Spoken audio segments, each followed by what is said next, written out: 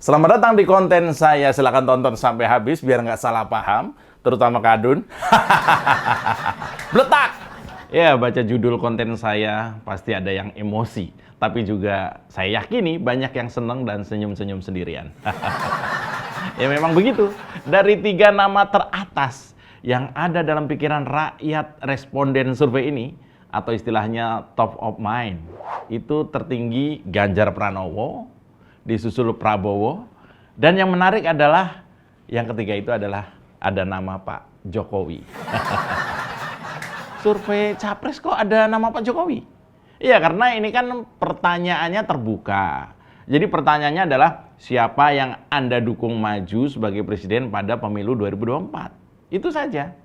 Nggak ada pilihan nama yang disediakan dan responden boleh menyebut nama siapa saja yang ada dalam benak mereka saat itu. Dan hasilnya itu tadi, 3 besar diduduki oleh Ganjar, Prabowo, dan Pak Jokowi. Anies kemana? Ya, hasil survei Saiful Mujani Research and Consulting atau SMRC menunjukkan elektabilitas Gubernur Jawa Tengah Ganjar Pranowo mengalahkan Ketua Umum Partai Gerindra Prabowo Subianto dan Gubernur DKI Jakarta Anies Baswedan apabila Pilpres 2024 digelar hari ini. Ya, kalau digelar hari ini namanya bukan Pilpres 2024 ya. Tapi dalam pertanyaan terbuka atau top of mind, responden menyebutkan nama calon presiden yang mereka dukung secara spontan. Ganjar menempati urutan pertama dengan dukungan 17,6%. Ini sudah bisa diduga ya, karena memang Ganjar selalu memuncaki hampir di semua survei nasional. Lalu ada nama Prabowo Subianto yang dipilih oleh 12,6% responden. Dan kemudian seperti yang saya sampaikan tadi, yaitu ada nama Pak Joko Widodo atau Pak Jokowi dengan perolehan 12,5% suara. Baru yang keempatnya disusul Anies Baswedan 9,1%. Lalu ada Emil atau Ridwan Kamil dengan 4,3% dan nama-nama lain di bawah 2%. Ada nama-nama lain loh. Ya meski angkanya jauh di bawah 1% ya. Tapi ada di pikiran responden tuh ada. Karena ini adalah jawaban yang spontan uhui. Seperti ada nama Deddy Corbuzier. Ada Giring Niji. Ada juga Surya Paloh. Ini orang apa yang nyelip-nyelip ya? Yang menarik ada 2 nama mantan presiden juga, yaitu SBY dan Bu Megawati. Kemudian AHY suaranya masih di bawah Bu Mega. Ah, ini aneh nih. Tapi Puan suaranya juga masih di bawah SBY. Kok jadi saling mengalahkan ya? Berlanjut sampai survei rupanya. Ya, dalam survei SMRC ini, di semua simulasi, Ganjar unggul atas semua tokoh yang potensi maju sebagai calon presiden pada pemilu mendatang. Tapi ternyata masih ada 32,4% warga yang belum menyebutkan nama calon pada pertanyaan terbuka ini. Cukup tinggi nih, 32,4 ini ya. Ya bisa jadi karena responden masih pengen lihat perkembangan ke depan dan juga pengen lihat juga seberapa ngotot calon-calonnya. Biasanya sih makin ngotot orang tuh makin males milih ya. Saya lihat sih ya dari hasil survei SMRC ini, dukungan spontan untuk Ganjar mengalami penguatan. Yaitu dari bulan Maret atau 5 bulan lalu itu 1 tahun ya, 1 tahun 5 bulan lalu ke Agustus 2022 itu dukungan spontan kepada Ganjar tuh naik 6% menjadi 17,6%. Hampir 1,5 tahun naiknya 6% lebih ya. Mungkin ini limpahan suara dari pemilih Pak Jokowi. Dan ini semakin menegaskan bahwa mayoritas pemilih Ganjar adalah pemilih Pak Jokowi.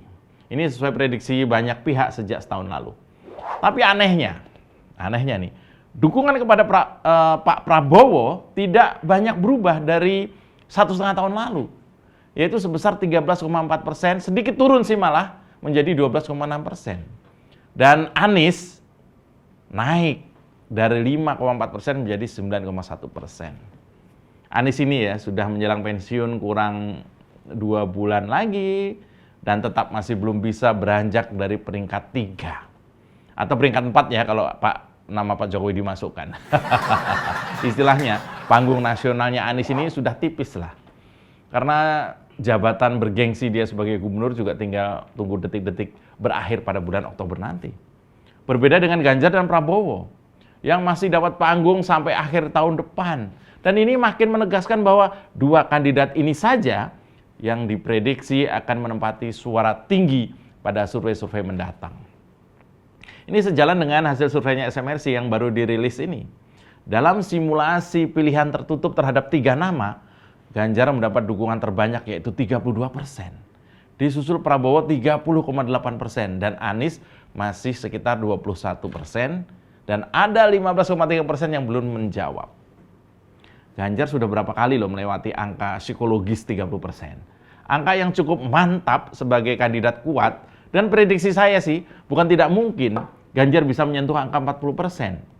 Mengingat panggungnya yang masih panjang serta belum ada endorsement dari partainya. Coba bisa dibayangkan ketika misalnya PDIP secara resmi mengkandidatkan Ganjar Pranowo sebagai capres. Dalam hitungan minggu, saya yakin angka 40% itu tidak akan sulit buat Ganjar. Begitu juga Prabowo.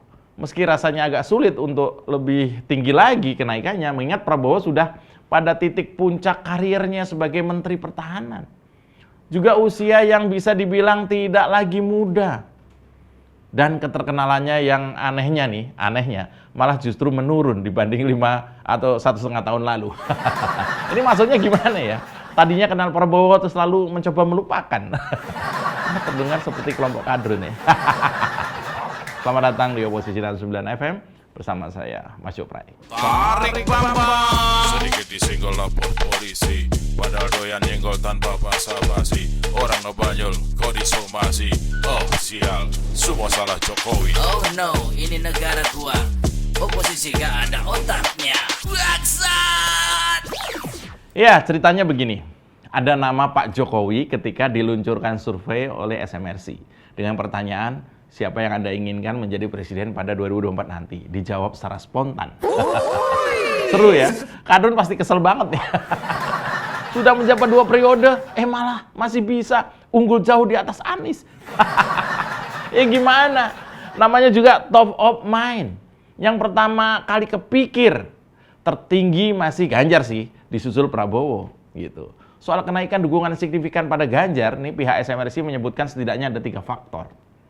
Ini yang penting nih. Yang pertama, Ganjar itu konsisten menjadi tokoh yang lebih disukai dibanding lawan-lawannya yang kompetitif. Ya memang jauh lebih enak dia lihat gesturnya dan wajahnya Pak Ganjar sih ya daripada Anies misalnya. Atau Ibas. Bayangkan, ada 83% dari yang tahu mengaku suka pada Ganjar Pranowo. Angka ini stabil dalam 1,5 tahun terakhir. Dan memang saya rasakan sendiri di lingkungan saya, di kampung saya terutama, orang lebih senang bicara soal Ganjar. Selain tentunya bicara soal Pak Jokowi ya. Orang jadi males ngomongin Anies. Padahal saya di Jakarta loh. Tapi ya, yang menarik juga tingkat kesukaan pada Prabowo lebih rendah dan cenderung melemah. Dari yang tahu atau kenal, cuma sekitar 71% yang mengaku suka pada Prabowo. Ini menurun dari 75% pada Maret 2021. Ini menarik ya, mungkin ini generasi usia di atas 40-an nih, yang tahu latar belakang Prabowo atau yang tahu ini adalah kesekian kalinya Prabowo nyapres, tapi nggak kunjung menang. Kenal Prabowo tapi milih kandidat lain. Ini bisa jadi yang usianya 40 tahun ke atas, bisa jadi ya. Dan kemudian tingkat kedisukaannya pada Anies sebesar 74% atau menurun dari 77 menjadi 74% pada Maret 2022. Nah, Anies juga menurun. Jadi tadinya suka tuh jadi nggak suka gitu. Jadi makin kesini orang tuh makin kenal soal Anies, makin turun tingkat kesukaannya. Atau istilah simpelnya, setelah kenal Anies, orang jadi males. Lalu berikutnya atau yang kedua adalah kedikenalan Ganjar secara perlahan terus naik. Pada Maret 2021 itu terus naik sampai sekarang. Ganjar itu baru dikenal sekitar 54%. 1,5 tahun lalu, Ganjar itu baru dikenal sekitar 54%. Angka ini naik signifikan menjadi 71% pada Agustus 2022 atau pada bulan ini. Bahasa sederhananya, orang pengen tahu dan kenal Ganjar. Dan setelah tahu, ternyata banyak yang suka. Ya soal ini sih agak beda dengan Prabowo dan Anies ya. Karena kedikenalannya Prabowo itu sudah maksimal. sekitar 96 sampai 98% dalam 1,5 tahun terakhir. Hampir seluruh orang di Indonesia itu kenal sama Prabowo. 96%. Anies juga demikian. Dikenal 81% pada Maret 2021 menjadi 85% pada Agustus 2022. Mereka berdua sudah mentok kayaknya sih ya. Sudah banyak dikenal, bahkan ada yang mendadak lupa. Kadun pasti ya, kesel soalnya. Begitu Prabowo gabung dengan Pak Jokowi, Kadun udah pura-pura nggak kenal. Faktor berikutnya atau yang ketiga, yang membuat Ganjar suaranya makin kuat adalah kedekatannya dan interaksi Ganjar dengan Pak Jokowi itu beberapa kali belakangan ini seolah itu memindahkan dukungan dari Pak Jokowi ke Ganjar. Makin jelas ya bahwa pendukung Pak Jokowi dalam Pilpres sebelumnya saat ini lebih banyak memindahkan dukungannya ke arah Ganjar Pranowo.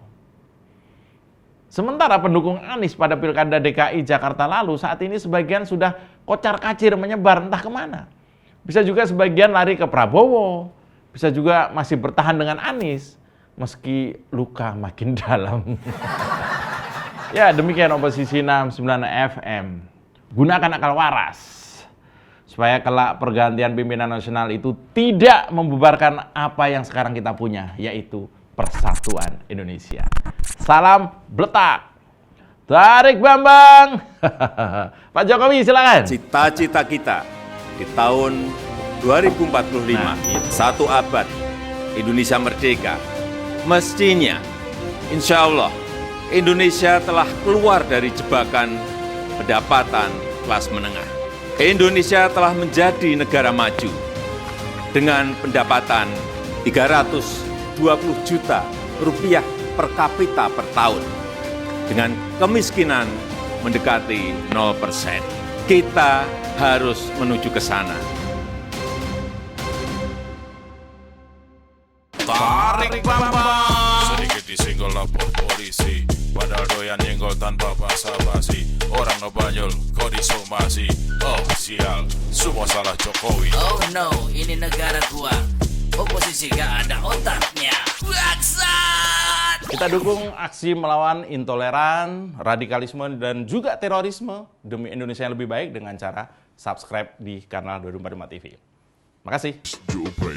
Mau kemana kawan, tanpa arah tujuan, cari masalah rawan, urus saja masa depan. Halo kawan, jangan ikut